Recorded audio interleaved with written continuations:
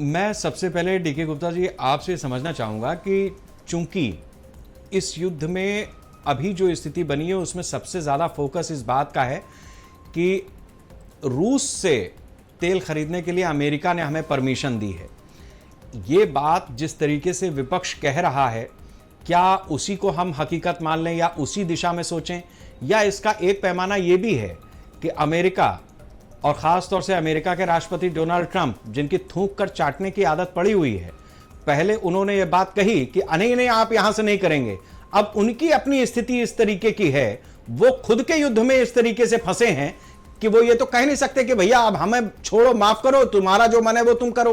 तो आदमी धीरे धीरे अपनी बात कह रहा है कि अभी 3 दिन खरीद लो, फिर कहेगा 30 दिन खरीद लो।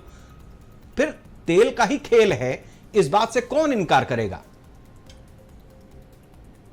जी, आप सभी लोगों को जय हिंद और जय भारत।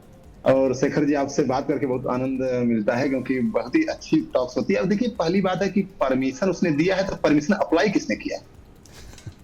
नहीं, तो हमारे देश के नेता कह रहे हैं। हाँ, देखिए, कोलंबो की लिटरेसी रेट भारत से ज्यादा है। आपको पता हो कि पाकिस्तान में आरटीआई एक्ट भारत से पहले लागू हो गया था। देशों में हमारे देश से भी अच्छे से लिटरेसी रेट, एजुकेशन लेवल कितना है?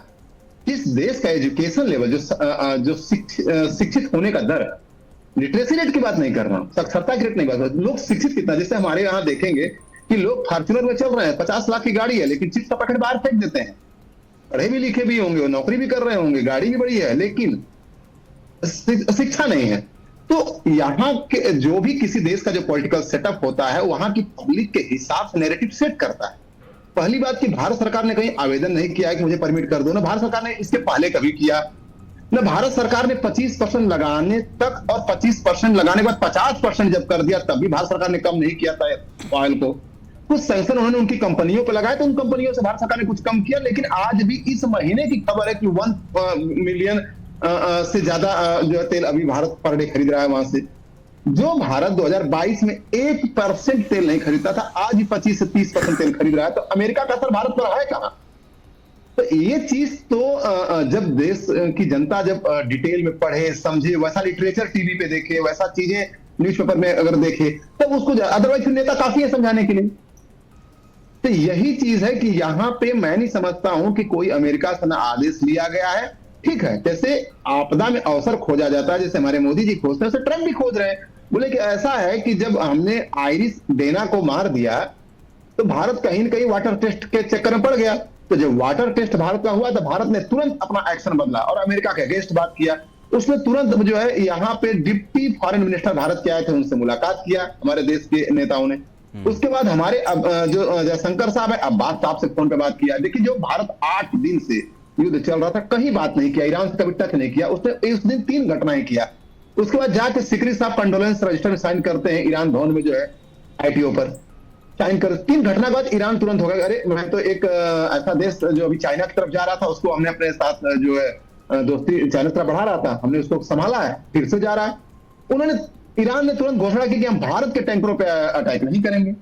तो अमेरिका ने बोला कि नहीं भाई, हम ईरान से भी ज्यादा बड़े दोस्त हैं तुम्हारे, ईरान से भी ज्यादा बड़े दोस्त हैं, मैं तुम्हें परमिट करता हूं। मतलब वो भी अवसर, पब्लिक को, अपने पब्लिक को ऑडियंस बना रहे हैं। एक्चुअली वो ऑडियंस बना रहे हैं अपनी पब्लिक को, वो अपने पब्लिक को खुश कर रहे हैं, ना कि भारत के। तो अब भारत में क्या है, जो और भी पार्टियां वो भी अपना अवसर खोज रही हैं, उनके पास भी कोई मुद्दा नहीं था, उन्होंने परमिशन दे दी, भारत ने गिड़ाया। तो इन सब चीजों का कोई सरोकार नहीं। और आपके इतने अच्छे चैनल पे जो आप इतना मजा आता है इस पे कि मैं बताना चाहूंगा कि भारत ने कोई अप्लाई किया है ना, उन्होंने कुछ, भारत ने कम नहीं किया है। भारत अपना जो है सुचारू रूप से 4-5, अब जो पहले 22 देश होते थे, अब 40 देशों से सप्लाई ले रहा है।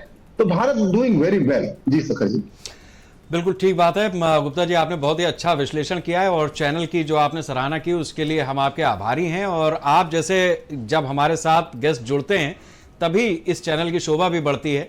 हमारे दर्शक आपको प्यार करते हैं, हम आपको बार बार बुलाते हैं। कर्नल दिनेश शर्मा जी, मैं आपसे समझना चाहूँगा कि आपदा में अवसर, ये शब्द अभी हम देख रहे हैं कि चल गया है।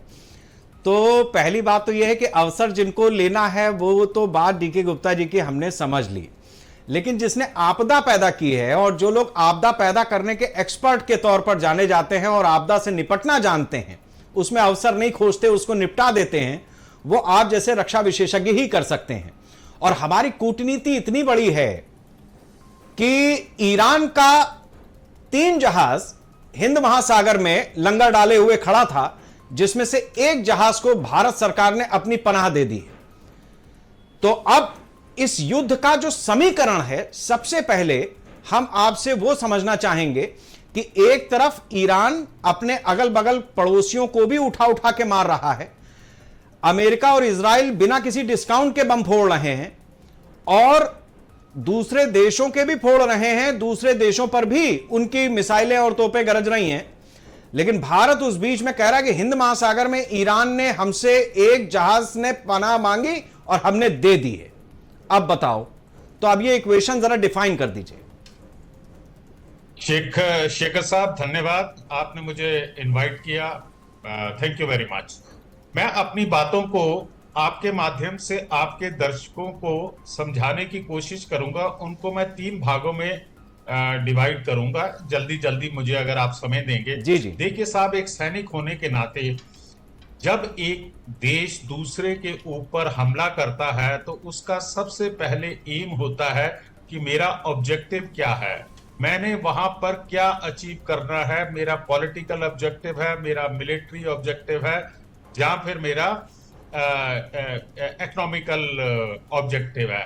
बेस्ड ऑन हिज ऑब्जेक्टिव वो अपने सेना अध्यक्षों को आदेश देता है और साथ में एक टर्म्स ऑफ रेफरेंस का इस्तेमाल करता है कि आपने ये ऑब्जेक्टिव जो है जल्दी से जल्दी खत्म करने हैं, लेकिन not later than this date. समय सीमा जो है निर्धारित कर दिया। उदाहरण के लिए कि आपने आज हम आपको 15 दिन दे रहे हैं, आपने 15 दिनों के दौरान जो है ये ऑब्जेक्टिव क्लियर कर रहे हैं, एक सिंपल भाषा में।